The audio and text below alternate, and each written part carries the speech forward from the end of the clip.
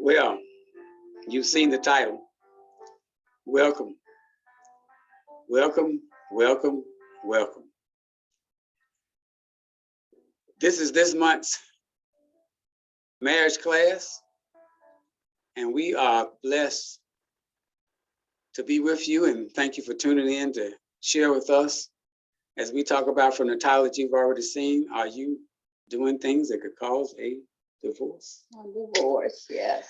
Now, Annquinetta, sometimes we do things that we just don't even realize we're doing things. We're just not aware of it. And then, of course, there are times we do things that we just shouldn't do them anyway, but we just do them anyway. Annquinetta and I come from two different backgrounds. I was married for 37 years. My wife, Talina, is now with the Lord. Annquinetta? Yes, and I was married 21 years. Had 3 beautiful children out of that marriage. And I thought that marriage was going to be the marriage made in heaven, and I would never, ever have to cross that bridge again. But unfortunately, it did end in divorce. And divorce was the hardest decision I've made in my life, because this doesn't just affect me. It affects the children, people around us, our families. It's so many variables that you have to consider. Yeah, yeah. And you know, one thing that's unique about this marriage, it takes 2 people for that to happen. Yes, it does. But it only takes 1 to get a divorce. So as a result, that one can mess it up. and if they refuse to cooperate, right, refuse to listen to the Lord, refuse to listen to the spouse, then unlike marriage that requires 2 people, now the divorce is inevitable because only 1 person has to have it or want it. Now, as you said, that other person may not want the divorce, or even the one doing the divorce may not really want it, but it's because of the other party refusing or rejecting to change, refusing to do anything to make a genuine, serious attempt to save the marriage or to correct their behavior. Yes. Yeah. So then the only option left is divorce. Well, in some people's mind is murder. That may be an option. Tell about a couple of examples we got here. Well, I had 2 examples of the 51-year-old Karen Stewart. Oh, we got a Karen. We got a Karen here. Oh, watch out. We got a Karen. She killed her She maid. what? She killed. You said that's an option. She took that option. Well, she took that option. Not the right option, but she took it. James Hargrove, when he told her that he brought the women, he brought her into their house. And he wanted to be in a relationship with her. So he brought in another woman in the house and told Karen that he wants to have a relationship with this woman he just brought. Exactly. And what did she do? Well, he's no longer here. So I see. So she took the murder. matters. She took the murder option. She took matters in her own hands. Okay, well, that's not what we encourage to do, but moving right along. Another example that you may be familiar with from hearing it on the news. Steph Curry, the basketball player. Golden State Warriors. Yeah, his mother, Sonia, have been married. He and her father have been married for 30 years. 30 years. 30 years that he ended in a divorce. I beat my 21. And wow. I believe it's tough, even if it was only 1 year, but that many years you're with someone, yeah. You committed your entire life. 30 years, wow. 30 years. And Bill Gates and his wife, yes, there was, and which shocked the world because everybody thought that relationship was solid. So you having people being long time married, then getting divorced. Well, you never know what we see from the outside. It's not also what's going on the inside. That's a fact. You do not know what you're seeing people show you what's actually happening behind closed doors. Exactly. Now, let me tell you about my first marriage with Talina. Okay. Now, divorce was not an option. We reached that agreement. Oh, so she's going to do like Karen? You know, when we would talk about it and doing teaching, one of the things we would joke about was, well, we would never get a divorce, but we considered murder. Well, I'm glad that didn't happen. I'm glad it didn't. It was a joke, but and the audience would laugh when we say it. But that doesn't mean that there were never times we didn't feel like we should have a divorce to satisfy or rectify the situation. But I'd have to say, because of Jesus Christ being both of our lives and both of us wanted to work together, right? Then he gave the ability for us to do it by changing our hearts. And so we listened to God and we repented of our sins, and therefore we asked and gave forgiveness to one another. And this is what is needed to continue to have a good marriage, is being quick to forgive. Yes. Right? That is true. Well, there's some other things. The devil will set you up. Yes, he does. He has traps too. And I say the devil because I can recall sometimes we would argue, Felina and I, and we get so involved in the argument, we forget what we were arguing about.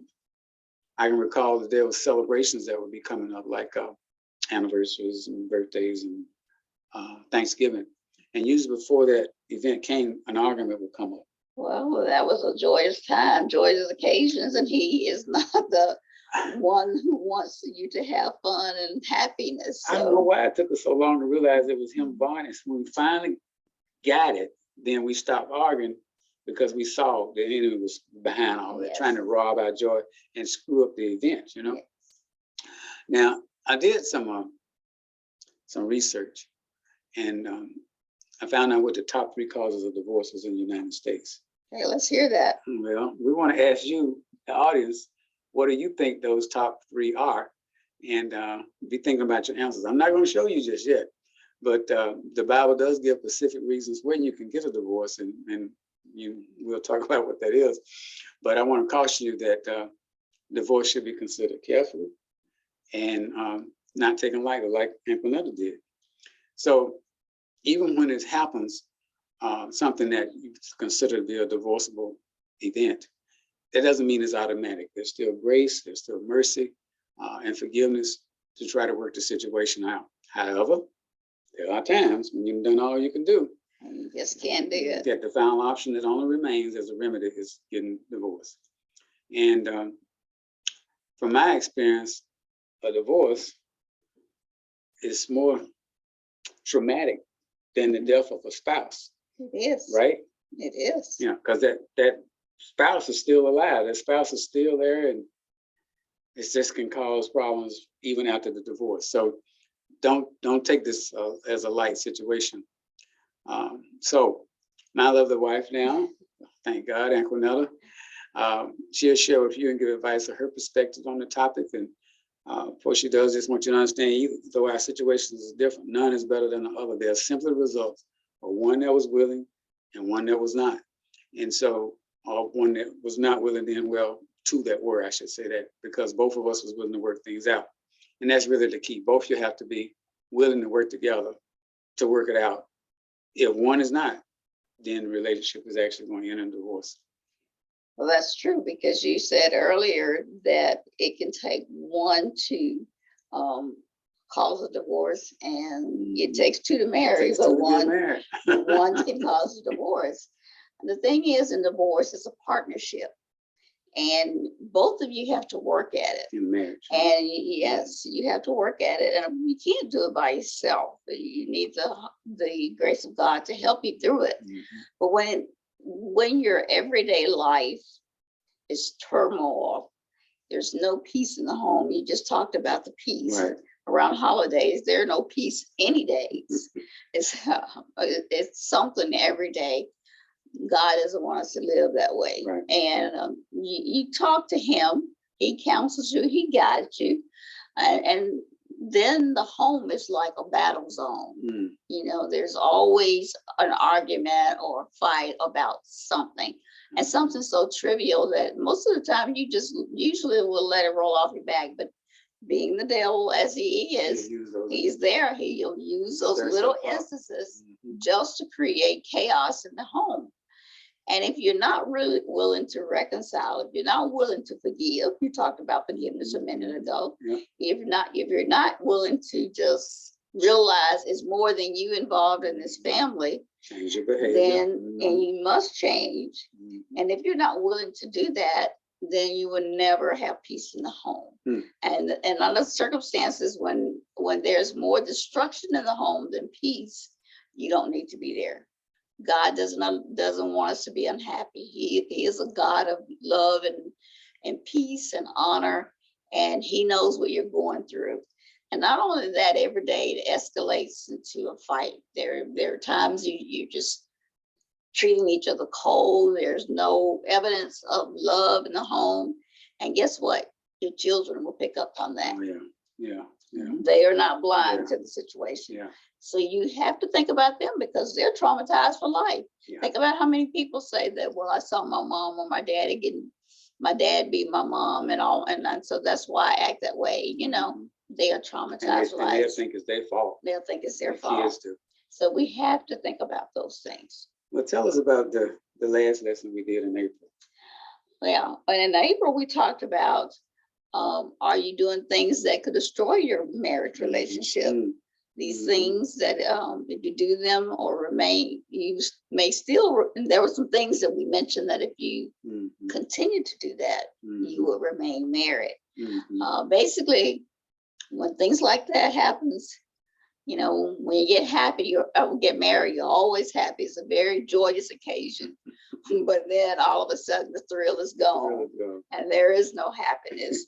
You're just existing. You're just going day by day, laboriously trying to make it. I remember we were in Portugal. Oh, yeah. And we were going to this restaurant following the host. Yes. And we get to this clearing where they're setting up some type of concert. And what's the music that's being played in Portugal?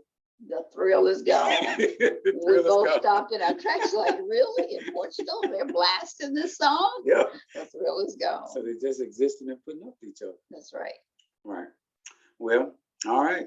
What about we're going to share in this list? In this list, we want to show you that doing these things could cause a divorce. And you don't want to be the one that's the guilty party. And it can end your marriage. So here they go. All right. Well, let's take a look. All right. So you saw what our title was.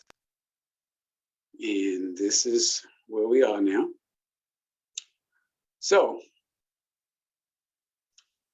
you asked them a question, didn't we? That's a question on the table. And it was, let's see here.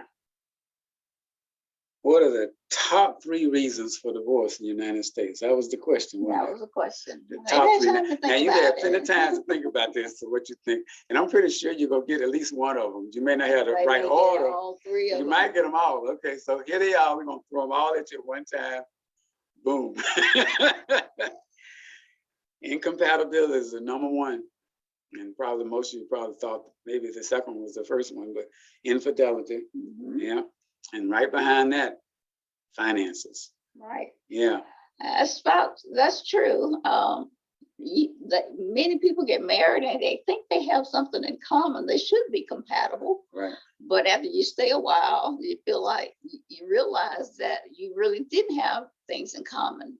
So I think we need to get to know our mates a lot better before we step into the marriage situation. To the men, look, don't present yourself in a way that when she got married, the person she married really wasn't the person you are.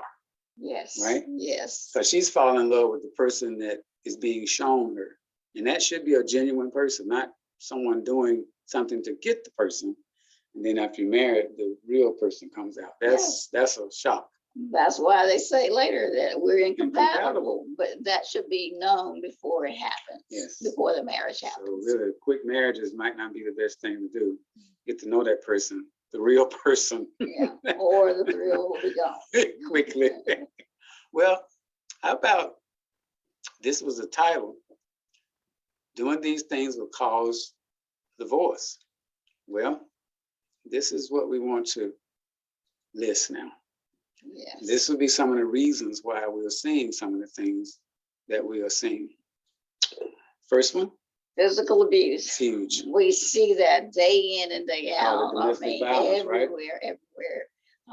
You listen to this the news. This is a no-no. Yeah, this is no-no. You listen to the news now and you see Amber Heard and Johnny Depp. Yeah, going through it. Going through it right now, and it's all because of physical abuse. And I know this is your time, but I just want to say, when we counsel and we find out that it's physical abuse, then that's the line drawn in the sand there. That you don't stay in an abusive situation, especially a physically abusive situation. There's time out, there's separation, but you don't stay in there and take that. There's just no reason for any man to be hitting a woman. And that leads to the death part. I mean, you know, sooner or later, somebody's going to get tired of being abused and they will retaliate. You might become a Karen. And you may be a Karen. That's exactly right. And, you know, as bad as physical abuse is, that's not the only abuse that's out there. And that's verbal abuse and emotional abuse. And in some cases, it can be worse than physical abuse. That's true. Based on the temperament of the person. Some people are just destroyed by tone and words. You just didn't think you would just say certain things to them, and you married them. And the emotion that comes from that, with that loss of, obviously, that they feel you care nothing about them anymore. Some people have done some things to themselves as a result of what was said or how they were made to be feel. Right. You know, you tear down their emotional stability. Some of them never bounce back. Right. And it's like, it's just abusive. I mean, it's psychologically abusive, and you shouldn't do that to anyone. Right. It's just because people feel like that, you know, you say it to them so much that they believe it. Yeah. And it's hard to break that cycle. Just breaking down the self-esteem of the person. It's just not right. If you get upset, which will occur, but there's other ways you can dissipate that. I mean, if you just have to leave a room or leave the house, it's better than having to come back and say, would you forgive me for calling you? Because I tell you what, the words you say, it's gonna hurt. And sometimes just saying, I'm sorry, or forgive me, that may not help that much based on what you said and how you said it and the forcefulness and the tone. It's just best to keep your mouth closed and not say certain things, because it's hard to take those words back once they've been brought out. And that's true when you say it, you know, and you said, forgive me, and then you come back the next day and do it all over the same thing again. I mean, that becomes a pattern that. And I tell you, watch out for this cliche when you've done something, and then he says to you, oh, I'll never do that again. Well, mark that, because if it happens again, that's it. Yeah. You know, because you are not to be taken in that way. You're both adults. Your mom, your dad has reared you, or whoever. Right, right. So you're an adult. You don't have to take that kind of abuse. Exactly. You can think for yourself. Now, this last one is sneak up on you, but we taught several classes already on this. I'm actually looking at the videos because we went in depth on this. And you'll be surprised what's happening financially behind closed doors. Exactly. But this is a topic that we take. Sometimes we can take 13 weeks to teach. We have classes we can do. We can do seminars on this as well. We can do a 1-day or 3-day. Just depends on how in depth you want to get. But this one, I would just refer you to the classes we already taught. And back earlier up, you saw the YouTube, all of the videos on YouTube. We're going to continue with things you shouldn't do. And you shouldn't do anything, you know, don't do anything together at all. I mean, that's just sad. I mean, I do know of a friend that I have that they don't take vacations together. She takes her vacation separately. Right. And it bothered me. I finally found out that he just, he don't like to go on the water. Yeah. So they were taking cruises, and that's why he didn't go. So I said, okay. There's truly a reason. Okay, at least got it. It wasn't what I thought. Legitimate reason. Yeah, but no date nights, nothing together. How about this one? Well, I was going to say something on the date nights. Oh, please go right ahead. Go right ahead. You don't always have to go out to do that. And, you know, finances are tight. Yeah, already a problem. You can always do a little something around the table, dinner table. Just have your own little special picnic area. Just something really nice and sweet and different from the norm. Just to say, I care. And remember when we used to do these when we're recording. Okay. Yeah, yeah. No compliments, but complaints and criticism. No, I love yous. When you get that positive feedback, you feel so much better. Yeah, it You does all, make you feel you better. tell me a lot of times, you compliment me, you tell me how much you love me, and those things will boost your ego, your self-esteem, Mhm. and it's really, really rewarding. So when you just beat somebody down by criticizing and or complaining all the time. I tell her how pretty she is too. Anyway, say something good. There's always Yeah. something good to say. I mean, you married him. There's got to be something there, that, and it's still there if you just look. What's the old cliche say? If you can't say anything good, don't say Don't say anything nothing. at all. So, but you should say something. And then, of course, if you're doing all these wrong things, there ain't gonna be no romance. No. And if you are, having sex, it's just sex. It's not love making, and there's a huge difference between the two. That is true. And that's all I'm gonna say about that. No emotions. Moving right along. Got to call out the FBI. Call out the FBI. What is the FBI? FBI, frequently being intrusive. Yeah. Yeah, you just on your case on that poor person. Oh yes, don't cut any checking his slack. emails, you checking his phones, his chats, his texts, Everything. his mileage, his Everything. heart rate. Smelling the clothes. Woo, whole thing. There should be a trust factor in the marriage. Ain't none now when the FBI come. It's not there. Oh my goodness, And that's a killer right here. worry. That's that. Now we done turned the corner now. Yeah. You done really went the wrong place here. Yeah. Pornography, it's just wrong. You done went the wrong place. Lusting. Yeah. The Bible talks about lusting. I mean, if you got a wife, there you go. I mean, that should be your pornography. You can look at her, you God has gave you somebody, and that's who is yours. The Lord says that her body belongs to you and your body belongs to her. So, hey, exploration time, but not magazines and this kind of stuff, because that is really going to put something between you that you didn't realize that's going to be a problem. It will be a huge problem. It will be a problem. Now, you can prevent this, and let's look at some of the things to do that. And here's the first one. Oh, yes. Yes. Pray without ceasing. Absolutely. Ask God to make you the husband or wife your spouse needs. We can't do it on our own. We're human. Right. We're prone to sin. We're prone to make mistakes, and God knows that we're not perfect. That's a good prayer. But we definitely need to ask God to help us be that person we need to be, not only for your husband or your wife, but for your children. Mm-hmm. That's right. Exactly. That's a prayer. I ask you, please, to pray this prayer to make a tremendous difference. If you ask the Lord to make you the spouse, make you the wife or the husband that your spouse needs. Mm-hmm. Then when you do that, you can also begin to pray together. I know for some people that's like, what? But if you would do it at least once in a day or once in a night before you get to bed, it doesn't have to be, a whole lot to it. But just the fact, and I would encourage you both to get on your knees beside the bed and just say something nice for the other person. Ask God, just what you could say this same prayer. God, please make me the wife that my husband needs to be. Lord, please make me the husband my wife needs to be. And get on up and go to bed. And if you do it consistently, you'll find a change will take place. It's hard to hate somebody you're praying for. That's true.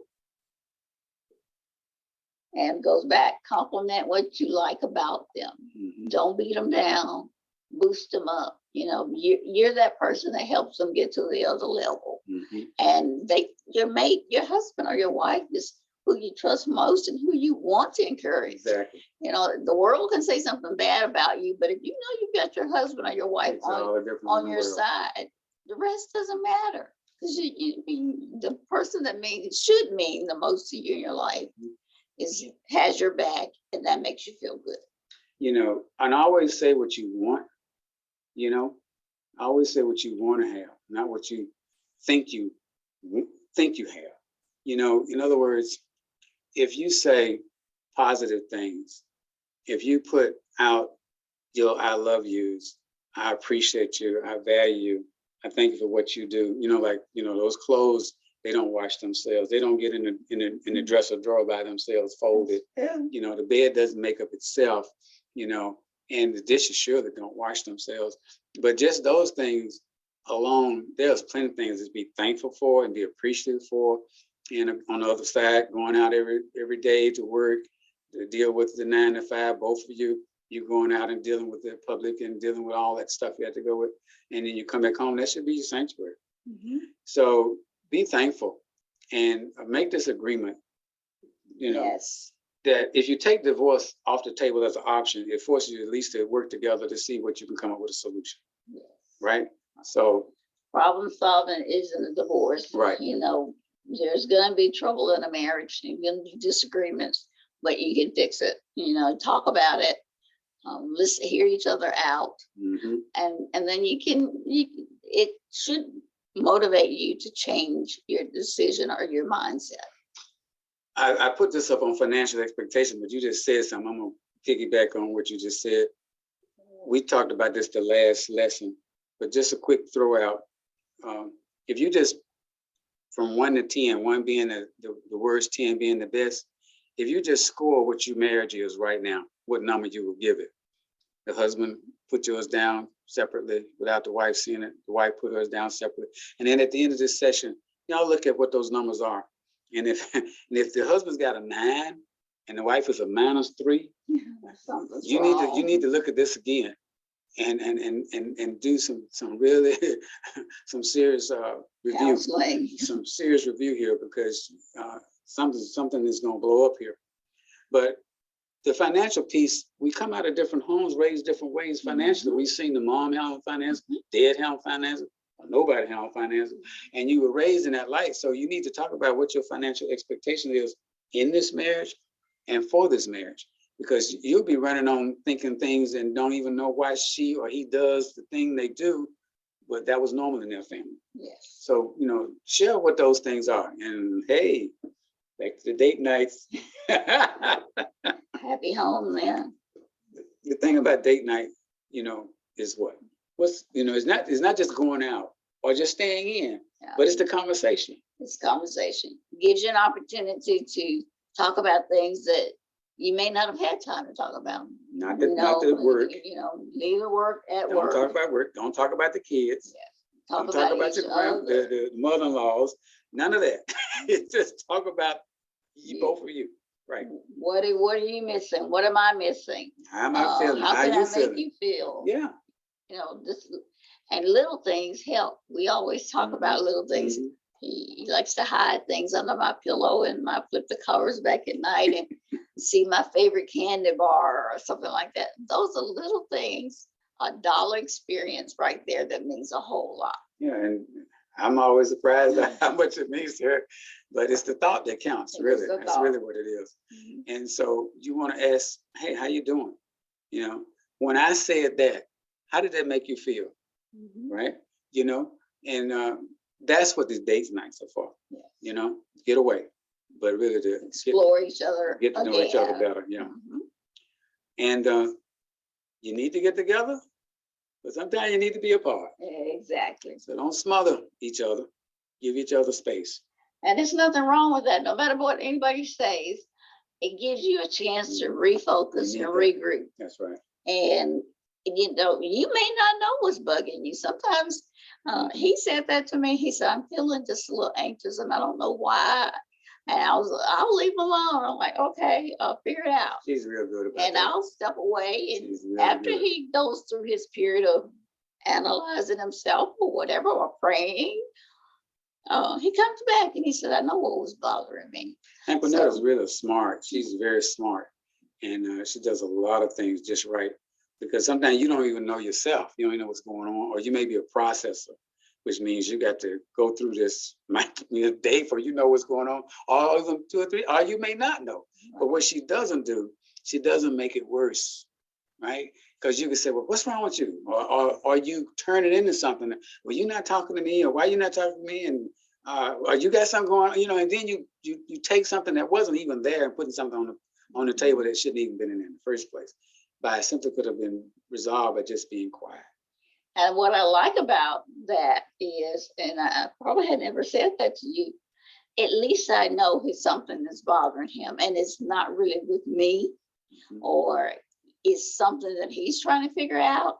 And I know that he needs his space to do that rather than me, sometimes you get mad and you don't, what's wrong with you? But at least he warns me, say, hey, I'm not myself. I'm trying to figure it out myself. I'm not sure what bothers me. And he was being honest, and we need to do more of that. If you just say, I'm having a bad day, I can't figure it out. I had a rough day at work. Give me a little time. I always tell him I need 30. Yeah. Let's look at a few more. These are kind of some things that we'd like for you to look at is your expectation. Really, that's what disappoints people, their expectations. Right. And they're only known to that person. So you need to share what your expectations are, and you won't necessarily be totally in agreement about them. So you got to reach an understanding of what that agreement will be. And make sure those expectations are obtainable. Yeah, realistic. They're not over the top. Yeah. Doing something that because you won't get agreement on that. No, that's false. That's false hope. Just a quick one. If your number one is your top one and his number one is your number 5, your 1 and 5, y'all aren't going to agree on those two. Go for the middle ones.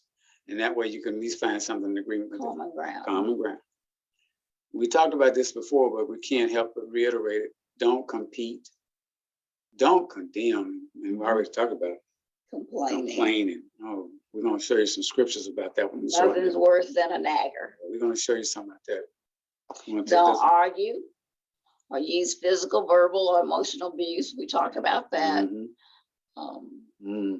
Don't listen to bad advice. Yeah, you listen. Everybody can't give you advice. Yeah, and don't go to everybody with your problems. Yeah, that's right. You come with some bad situations. Yeah. And don't let yourself get so, down and lost that you stop caring how you look and don't take care of yourself. That's not going to help the situation either. No. What attracted him to you or her to you from the beginning, you should maintain it. Absolutely. Because that's what you talked about. I don't know that person anymore. You want to look attractive. You don't want to give your mate a reason to go and shop around for something else. Or lose interest. Yes. And on that shop around point, avoid any type of affair. That's never going to fix it. Or any outside interest. That's never going to fix romantic it. fantasizing. Yeah. I mean, nothing. Just don't bring in a third party in any way into a relationship, because that's just going to make it that much difficult to resolve. And lastly, but sometimes this is avoided and it shouldn't be, but both of you all need to go to counseling. Yeah. Whether it's your minister, whether it's a legal person that does that for a living, or a good friend who has some sound judgment, but you need some help. And I prefer to be Christian. Yes. Yes. That's what we're talking about here. Then, as we said earlier, you got to forgive and do it quick. Yes. Yeah. No grudges. Stay humble. Stay accountable. Stay teachable. This will help the relationship survive. Now, we talked about scripture, so let's tell them what scripture says about foolishness, particularly a foolish woman. I'll read the first one, you second one? Okay. Proverbs 14:1 states, the wise woman builds her house, but the foolish tears it down with her own hands. The foolishness here does not have to descend all the way down to the level of being a Nabal. For this to happen, all it really takes is being thick-brained, proud, and stubborn. When no one can tell you anything. You always right. You got all the answers. You know it all. You got a problem. You're tearing your house down. Brick by brick. Yes. Yeah. And man can do the same thing. If you're being foolish, you're tearing down brick by brick. But also in Proverbs 21:9, it is better, this is where a man would feel, it is better to live in the corner of a housetop than with a house shared with a quarrelsome wife. It talks about like the water dripping, drip, drip. Yeah, that's don't make her go to that corner though. You're gonna be the reason for her going to the corner. That's true. That's true. Now let's look at a couple of more scriptures here. And let me move this so I can read it. Proverbs 12:4. So here now, the positive women. An excellent wife is the crown of her husband. Yes. But she who brings shame is like rottenness to his bones. Whoa. Yes. Whoa. That means you're just no good. You're just Ooh. killing me a little bit by just, rotten infestation. To the bone. To the bone, to the Ooh. core. Proverbs 31:10-31. An excellent wife who can find. She is far more precious than jewels. Mm-hmm. The heart of a husband trusts in There her, you go. and he will have no lack of gain. Mm-hmm. She does him good Mm-hmm. and not harm. I like that. All the days of her life. Ditto. I like All the days of her life. She does him good and not harm. And Proverbs 18:22. He who finds a wife, like I have, finds a good thing and also obtains favor from the Lord. That's a wife actually can build him up. Yes. And tear him down. And vice versa for the man. Like the first scripture we read, you're going to either build them up or tear it down. Now we're going to give some quick perspectives just from our viewpoint on some of these words. So we're just going to go at them and just throw a little out on each one. You can take your first perspective. Trust. That's the key factor in a relationship. It's huge for me too. Once you lose that trust, your relationship is deteriorating. It's crumbling. It's really difficult to get that back. Yes. So you want to always be able to maintain that Both trust. of us have been married before, and trust is huge. Yeah.